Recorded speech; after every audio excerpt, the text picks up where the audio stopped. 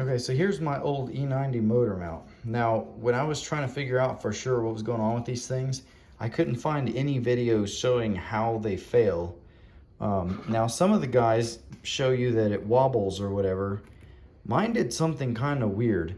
I looked down in there and I noticed that the arm that holds the engine was riding against this case, you know, and I was kind of like, okay, that's too close. I know metal to metal contact like that isn't normal.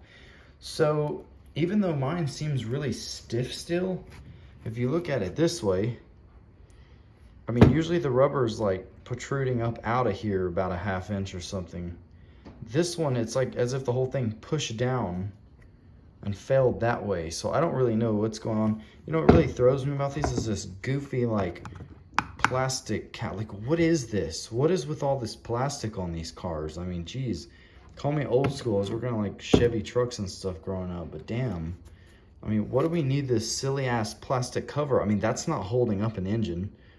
Maybe a dust, I don't know. Anyway, so that's how I think mine failed. It pushed down.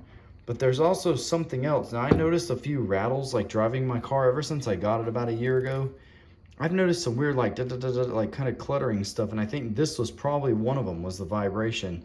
There was also something else. I'm gonna go out here to the car really quick.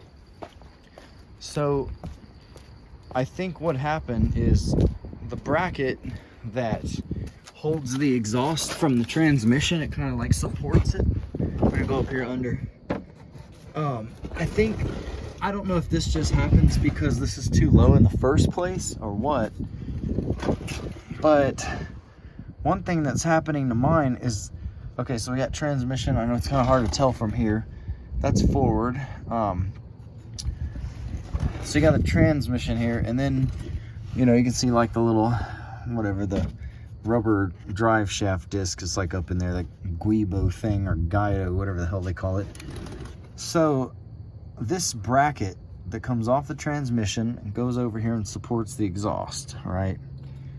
It looks like, I don't know if because the motor mount failed and the engine was a little lower, this thing was like scraping more when I come in my driveway. I know something scrapes when I come in my driveway, but it feels more like the sides of the car.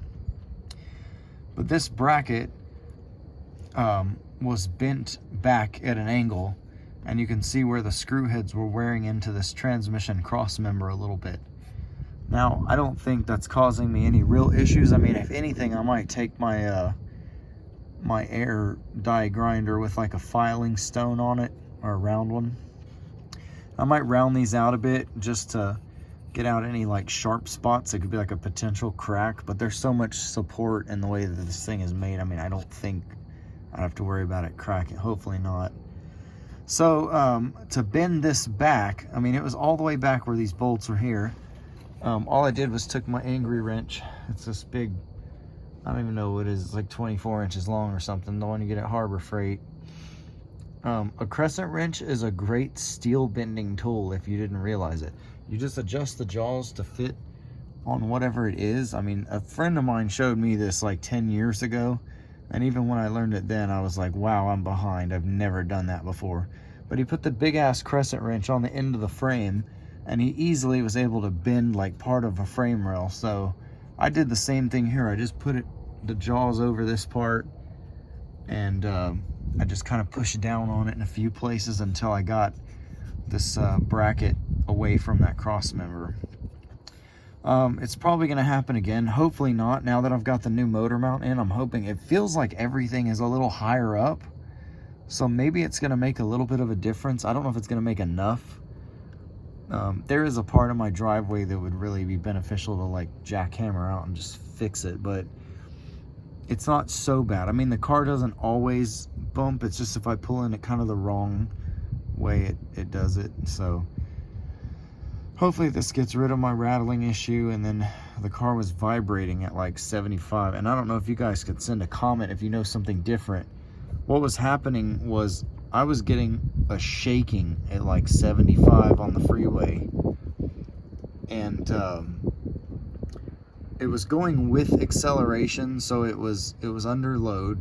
You know, you get the shaking, but it was also changing with RPM, and that was scary to me because I was like, okay, it's going to be something dealing with the engine, or something in the transmission got thrown off balance, because if it was a drive shaft U-joint, it's just going to vary with the speed of the car. So downshifting and getting a higher RPM isn't going to make the shaking go faster like it was actually happening.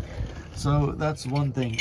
If anyone's had a similar problem, let me know if I'm on the right track, because I'm going to put this thing back together and hope the problem's gone. I think a motor mount could definitely cause some shaking, but I'm about to put the last little cover crap piece. And what's with all this plastic under here?